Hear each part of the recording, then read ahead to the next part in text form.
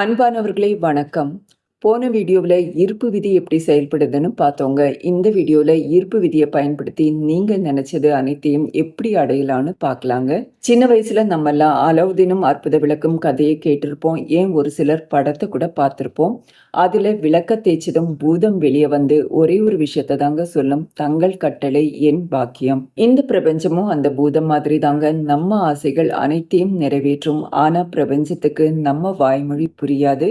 எண்ணத்தின் மூலமா மட்டும்தான் நம்மளால பிரபஞ்சத்துக்கிட்ட பேச முடியும். ஸோ நம்ம மனதில் என்ன நினைக்கிறோமோ அதையே கட்டளையா எடுத்துக்கிட்டு அதை உடனே நிறைவேற்றுங்க.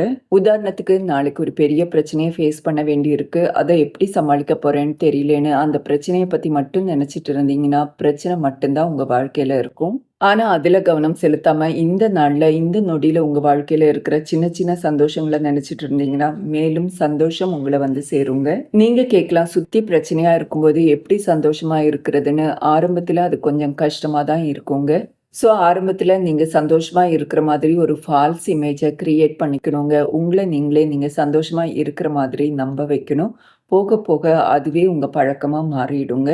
நம்ம இந்த பிரபஞ்சத்திற்கு கடவுள், தேவரட்சகன், பரம்பொருள், பரபிரம்மன்னு பல பேர்களை வச்சிருக்கோங்க. எந்த பேரா இருந்தாலும் நம்ம பிரபஞ்சத்தை எப்படி கூப்பிட்டாலும் அந்த பிரபஞ்சம் நம்ம கூடயே நம்ம பக்கத்திலேயே இருக்குங்க. நம்ம கட்டளைக்காக காத்துட்டு இருக்கு. ஸோ நம்ம என்ன நினைக்கிறோமோ உடனே அதை எடுத்துக்கொண்டு அதை நிறைவேற்றுவதற்கான சூழ்நிலையை நம்ம கிட்ட கொண்டு வந்து சேர்க்குதுங்க. எனவே நீங்க நினைச்சதை அடையிறதுக்கான முதல் படி உங்களுக்கு என்ன வேணுங்கிறத பிரபஞ்சத்துக்கு தெள்ள தெளிவா கட்டளையிடுங்க. பிரபஞ்சத்திற்கு உங்களுக்கு என்ன வேணும்னு கட்டளையிடுறதுக்கு முதல்ல உங்களுக்கு என்ன வேணும்னு நீங்க தெளிவா தெரிஞ்சுக்கணுங்க. அதுக்கு முதல்ல ஒரு பேப்பரை எடுத்துக்கிட்டு உங்களுக்கு என்ன வேணுங்கிறத தெளிவா எழுதுங்க. அது நிகழ்காலத்துல எழுதுங்க, அதாவது ப்ரெசன்ட் டென்ஸ்ல எழுதுங்க. உங்களுக்கு வாழ்க்கையில உறவு, வேலை, பணம், படிப்பு இது எல்லாத்துலேயும் என்ன வேணும், உங்க வாழ்க்கை எப்படி இருக்கணும்னு கிளியரா எழுதுங்க. உதாரணத்துக்கு, நான் மகிழ்ச்சியாகவும் நன்றியுணர்வுடனும் இருக்கிறேன், ஏன்னா நான் லட்சக்கணக்கில் சம்பாதிக்கிறேன், நிம்மதியா வாழுறேன். இப்படி உங்க ஆசைகள் என்னமோ, எப்படிப்பட்ட வாழ்க்கையை நீங்க விரும்புறீங்களோ அதை வாக்கியமா எழுதி எடுத்துக்கோங்க. உங்களுக்கு என்ன வேணுமோ அதை பிரபஞ்சத்துக்கிட்ட கேட்கலாம். ஆனா உங்களுக்கு என்ன வேணுங்கிறதுல தெளிவா இருக்கணுங்க. இல்லைன்னா பிரபஞ்சத்திற்கு அந்த பாஷை புரியாது.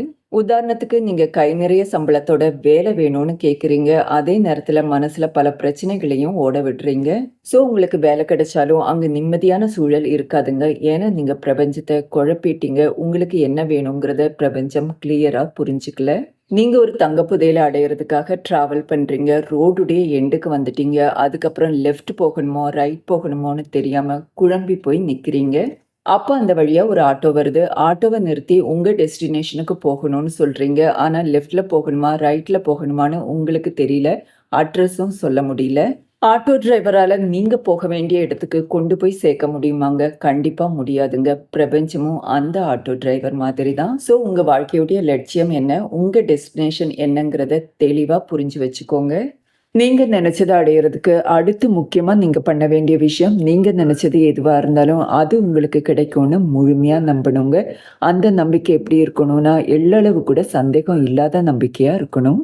நீங்க அடைய நினைக்கிறது எதுவா இருந்தாலும் அது ஏற்கனவே உங்ககிட்ட இருக்கிற மாதிரி கற்பனை பண்ணிக்கோங்க. வருமா வராதான்னு சந்தேகப்படாதீங்க. இன்னும் வரலையேன்னு கவலையும் படாதீங்க. நீங்க ஒரு டூர் பேக்கேஜை புக் பண்ணும்போதோ, இல்லைன்னா ஒரு வீடு வாங்கும் போதோ, இல்லைன்னா ஒரு கார் வாங்கும் போதோ எப்படி ஃபீல் பண்ணுவீங்க?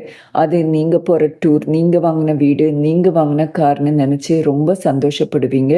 கண்டிப்பா நீங்க இது மாதிரியான ஒரு சிச்சுவேஷன்ல நம்ம வீடு வாங்கிட்டோமா, நம்ம வீடு தானா இதுன்னு சந்தேகப்பட்டு திரும்ப போய் இன்னொரு வீடு வாங்க மாட்டீங்க.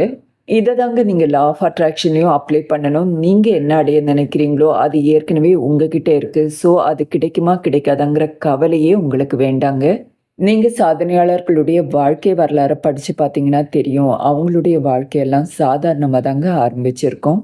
அவங்க என்ன பண்ணிட்டு இருந்தாங்களோ, அவங்களால என்ன பண்ண முடியுமோ அதை தொடர்ந்து பண்ணிட்டு இருந்தாங்க. ஒரு கட்டத்துல அது சாதனையாவே மாறுதுங்க. ஒரு கிரிக்கெட் பிளேயர் கிரவுண்டுக்கு போகும்போது இன்னைக்கு செஞ்சுரி அடிக்க போறாரா, இல்லைன்னா ரன்னே எடுக்காம திரும்ப வர போறாரான்னு யாராலையுமே ப்ரெடிக்ட் பண்ண முடியாதுங்க. இது மாதிரியான ஒரு சூழ்நிலையில தான் அவங்க பல சாதனைகள புரிஞ்சு ரெக்கார்டையும் பிரேக் பண்றதுங்க. ஸோ நமக்கு என்ன வேணுங்கிறதுல தெளிவா இருந்து, அது கிடைக்கும்னு முழுமையா நம்பினா போதுங்க. எப்படி கிடைக்கும்? எனக்கு கிடைக்குமா? இப்படியெல்லாம் கேள்வி கேட்க வேண்டிய அவசியமே இல்ல. எல்லாத்தையும் பிரபஞ்சத்துக்கிட்ட விட்டு விடுங்க. சரியான தருணத்துல பிரபஞ்சம் உங்களுக்கு என்ன தேவையோ, அத உங்ககிட்ட கொண்டு வந்து சேர்க்கும்னு மட்டும் நம்புங்க. ஸோ முதல் படியில உங்களுக்கு என்ன வேணுமோ அத தெளிவா புரிஞ்சுகிட்டு, அத பிரபஞ்சத்துக்கிட்ட கேட்டீங்க. 2வது படியில அது கிடைக்கும்னு முழுமையா நம்புனீங்க. நீங்க நினைக்கிற ஒரு பொருள், ஆசைப்படுற ஒரு வாழ்க்கை உங்களுக்கு கிடைச்சா எவ்ளோ சந்தோஷமா இருப்பீங்க. அந்த அளவுக்கு நீங்க சந்தோஷமா இருக்கணுங்க.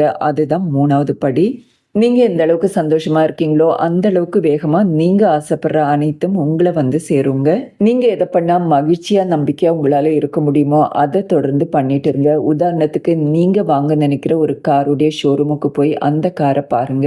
நீங்க மலை உச்சியிலிருந்து கொட்டுற ஒரு அருவிய இமேஜின் பண்ணிக்கோங்க. அந்த மலை உச்சியிலிருந்து ஒரு அழகான பூ அந்த தண்ணீர்ல அடிச்சிட்டு வருதுங்க. நீங்க தாழ்வான இடத்துல நின்னுட்டு இருக்கீங்க. அந்த அருவி நீர் உங்கள நோக்கி தாங்க வந்துட்டு இருக்கு. எப்படியும் அந்த பூ உங்கள வந்து சேரும். அதே நேரம் அதுவரைக்கும் காத்துட்டு இருக்கிற பொறுமை உங்ககிட்ட இல்லாததுனால, அந்த அருவியுடைய நீரோட்டத்துக்கு எதிரா போயிட்டு அந்த பூவ எடுக்க நீங்க முயற்சித்தா எவ்வளவு கடினமா இருக்குங்க. அதே மாதிரி தாங்க நீங்க ஆசைப்படுறத பிரபஞ்சம் உங்ககிட்ட கொண்டு வந்து சேர்க்கும். அதுவரைக்கும் காத்துட்டு இருக்காம, அதுக்கு எதிர்மறையா காரியங்கள பண்றது. நீங்க அதிக காந்த சக்தி உள்ள ஒரு காந்தம்ங்க. நீங்க ஆசைப்படுறத அனைத்தையும் எளிதில உங்கள நோக்கி ஈர்க்கக்கூடிய சக்தி உங்ககிட்ட இருக்கு. இந்த உலகத்துல நிகழ்ந்த மிகப்பெரிய கண்டுபிடிப்புகள் எல்லாம் ஒரு பற்றாக்குறையில தான் ஆரம்பிச்சதுங்க. நடந்து போக நமக்கு நேரம் பத்தலேன்னு தான் வீல கண்டுபிடிச்சோங்க. நிலா வெளிச்சம் பத்தலேன்னு தான் லைட்ட கண்டுபிடிச்சோம். கையால எழுதுறது பத்தலேன்னு தான் கம்ப்யூட்டரை கண்டுபிடிச்சோம். ஸோ நம்ம வாழ்க்கையில இருக்கிற பற்றாக்குறையை நினைச்சு கவலைப்பட வேண்டியதே இல்லைங்க. அந்த பற்றாக்குறை ஒரு புது வாழ்க்கைக்கான தொடக்கமா எடுத்துக்கோங்க. அடுத்த வீடியோவில் நீங்க ஆசைப்படுறத வெகு விரைவில் அடையிறதுக்கு என்னெல்லாம் பண்ணலான்னு பார்க்கலாங்க. இந்த வீடியோ பயனுள்ளதா இருக்குன்னு நினைச்சீங்கன்னா கீழே ஹைப்னு ஒரு பட்டன் இருக்கு. அதை பிரஸ் பண்ணுங்க. மீண்டும் சந்திப்போம். வாழ்க வளமுடன். நன்றி, வணக்கம்.